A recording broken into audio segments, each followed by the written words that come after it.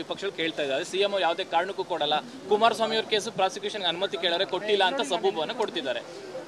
ನೋಡಿ, ಈಗಾಗಲೇ ರಾಜ್ಯಪಾಲರು ಪ್ರಾಸಿಕ್ಯೂಷನ್ ಕೊಟ್ಟಿರ್ತಕ್ಕಂಥದ್ದು ಎಲ್ಲರೂ ಗಮನಕ್ಕೂ ಗೊತ್ತಿದೆ, ನಿಮಗೂ ಗೊತ್ತಿದೆ.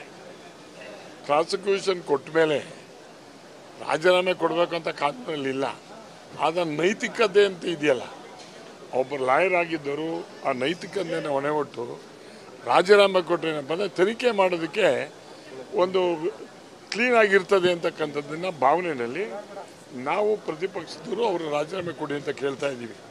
ನಾವು ಕೊಡೋದೇ ಇಲ್ಲ ಅಂತಂದರೆ ಕಾನೂನಿದೆ, ಕಾನೂನು ಏನೇನಾಗ್ತದೆ ಅದು ಅವ್ರಿಗೂ ಗೊತ್ತಿದೆ. ಅವರು ಲಾಯರ್ ಆದವರು ಈಗ ಬೇರೆಯವ್ರಿಗೂ ಅವ್ರ ಮೇಲೆ ಇಲ್ವಾ ಇವ್ರ ಮೇಲೆ ಇಲ್ವಾ ಅಂತ ಹೇಳ್ತಾರೆ.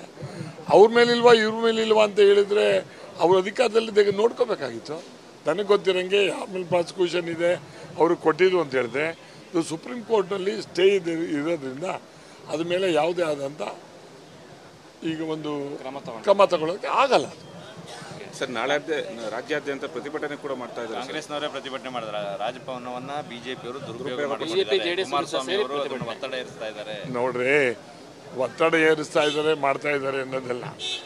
ಈಗ ಮೂಡಾದಲ್ಲಿ 14 ಸೈಟು ಬಂದಿರತಕ್ಕಂಥದ್ದು ನಿಜ ಅಂತದ್ದು ಸಾಬೀತಾಗಿದೆ. ಅವರ ಬದಲಾವಣೆ ಸೈಟನ್ನು ತಗೊಂಡಿದ್ದಾರೆ. ಅದ್ರ ಬದಲು ನನಗೆ 62 ಕೋಟಿ ಕೊಡಿ ಅಂತಲೂ ಕೇಳಿದ್ದಾರೆ. ಇವೆಲ್ಲ ಅವರೇ ಒಪ್ಕೊಂಡಾಗ ಈಗ ಬೇರೆ ಪ್ರಶ್ನೆ ಯಾಕೆ, ಬೇರೆ ಬಗ್ಗೆ ಯಾಕೆ ಮಾತಾಡಬೇಕು?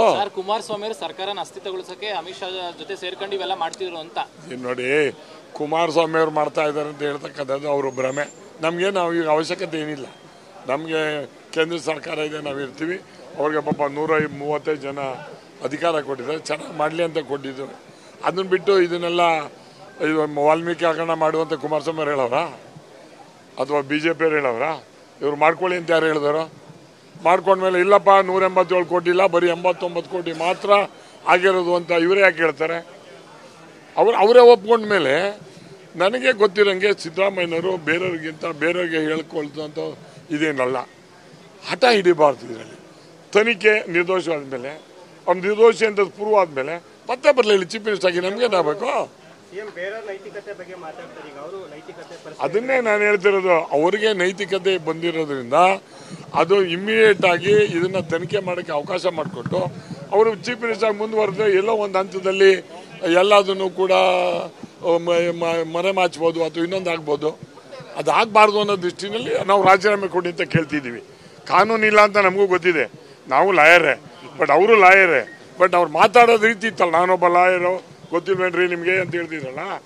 ಈಗ ನಾನು ಅವ್ರಿಗೆ ಪ್ರಶ್ನೆ ಮಾಡ್ತೀನಿ, ನೀವು ಲಾಯರ್ ಆಗಿ ನೈತಿಕತೆಯಿಂದ ನೀವು ರಾಜೀನಾಮೆ ಕೊಟ್ಟು ಮುಕ್ತವಾಗಿ ಒಂದು ತನಿಖೆ ಆಗೋದಕ್ಕೆ ಒಂದು ಆಸ್ಪದ ಮಾಡಿಕೊಟ್ರೆ ನೀವು ರಾಜ್ಯದಲ್ಲಿ ದೇಶದಲ್ಲಿ ಒಂದು ಒಳ್ಳೆಯ ರಾಜಕಾರಣಿ ಅಂತ ಅನ್ಸ್ಕೊಳ್ಳೋಕೆ ಒಂದು ಅವಕಾಶ ಆಗುತ್ತೆ ಅಂತ ನನ್ನ ದೇಶದಲ್ಲಿ ಬಿಜೆಪಿಯೇತರ ಸರ್ಕಾರವನ್ನ ಅಸ್ಥಿರಗೊಳಿಸುವಂತ ಪ್ರಯತ್ನವನ್ನ ಮಾಡ್ತಾ ಇದೆ NDA. ಯಡಿಯೂರಪ್ಪನವ್ರಿಗೆ ಪ್ರಾಸಿಕ್ಯೂಷನ್ ಮಾಡಿದ್ರಲ್ಲ, ಅವಾಗ ಯಾವ ಸರ್ಕಾರ ಇತ್ತು? ಅವಾಗ ಕಾಂಗ್ರೆಸ್ ಅವಾಗ ಏನಾಗಿತ್ತು ಮಾತಾಡ್ತಿದ್ದು? ಅವಾಗ ಗೊತ್ತಿದ್ದಿಲ್ವಂತ ಇವ್ರಿಗೆ?